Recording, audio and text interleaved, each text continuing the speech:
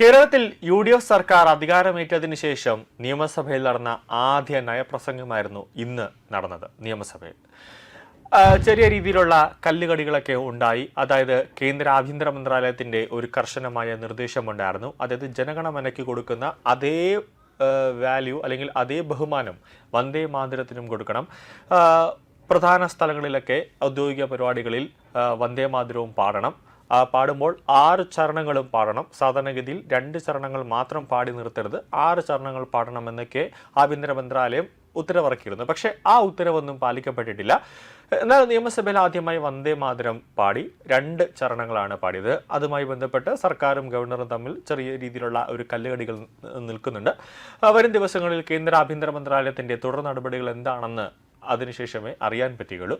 നിലവിൽ പ്രതിപക്ഷ നേതാവായി പിണറായി വിജയനും നിയമസഭയിലുണ്ടായിരുന്നു. പ്രതിപക്ഷ നേതാവിന്റെ ഒരു ദൗത്യം എന്ന് പറയുന്നത് സർക്കാർ എന്തൊക്കെയാണോ കൊണ്ടുവരിക അതിനെ എതിർത്തുകൊണ്ട് സംസാരിക്കുക എന്നുള്ളതാണ് പ്രതിപക്ഷ നേതാവിന്റെ ഒരു കർത്തവ്യം എന്ന് പറയുന്നത്. അത് പിണറായി വിജയൻ ചെയ്തു. ആരോ എഴുതി കൊടുത്തത് അതേപോലെ വായിക്കുകയും ചെയ്തു.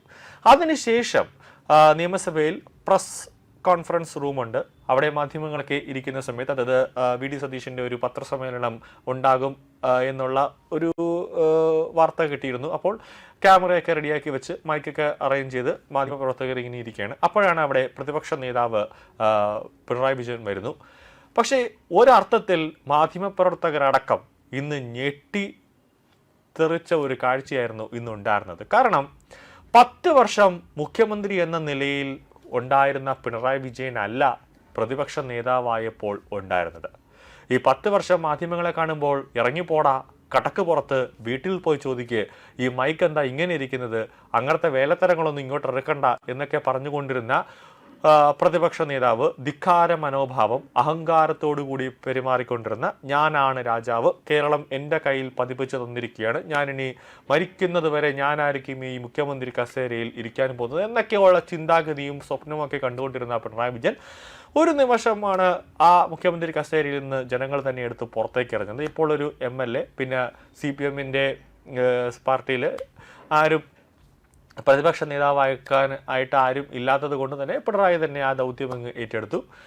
ഇപ്പോൾ മാധ്യമങ്ങളുടെ മുന്നിലേക്ക് വന്നപ്പോൾ ആദ്യം മാധ്യമപ്രവർത്തകർ വിചാരിച്ചത് ഈ ദേശാഭിമാനി അല്ലെങ്കിൽ കൈരളി ഈ 2 പാർട്ടി ചാനലുകൾക്ക് മാത്രമായിരിക്കും പിണറായി വിജയനോട് ചോദിക്കാനുള്ള ഒരു അനുവാദം ഉണ്ടാകുക, അല്ലെങ്കിൽ മറ്റ് മാധ്യമങ്ങൾ ചോദിച്ചാൽ അതിനുള്ള മറുപടി സാധാരണ പോലെ കൊടുക്കാറില്ല, ഇപ്പോഴും അങ്ങനെ ആയിരിക്കുമെന്നൊക്കെയാണ് പിണറായി വിജയൻ കരുതിയത്. പക്ഷെ അവരെല്ലാം ഞെട്ടിച്ചുകൊണ്ട് ശൈലിയിലും രീതിയിലുമൊക്കെ വലിയൊരു മാറ്റം പിണറായി വിജയൻ ഇന്ന് കൊണ്ടുവന്നു. പാർട്ടിയിലും അതോടൊപ്പം തന്നെ പൊതുസമൂഹത്തിലും ഇഡിക്കും മുമ്പിലും, അതായത് ഇഡിയുടെ മുമ്പിലുമൊക്കെ ആകെ ദുർബലനായി നാണം കെട്ട് നിൽക്കവേ സ്വാഭാവിക ഒരു സൗമ്യതയിലേക്കാണ് അദ്ദേഹം തനിയെ നീങ്ങിയത് എന്നാണ് വിവരം. നമുക്കറിയാം, പിണറായി വിജയനെ പൊക്കിക്കൊണ്ട് സ്തുതിച്ചുകൊണ്ട് പാറശാലയിലെ CPM ഏരിയ കമ്മിറ്റി ഒരു പിണറായി വിജയനെ പൊക്കി പറഞ്ഞുകൊണ്ടൊരു പാട്ടൊക്കെ പാടിയതാണ്, ഒരു തിരുവാതിര പാട്ടൊക്കെ. അവർ തന്നെ പിണറായി വിജയനോട് പറഞ്ഞു,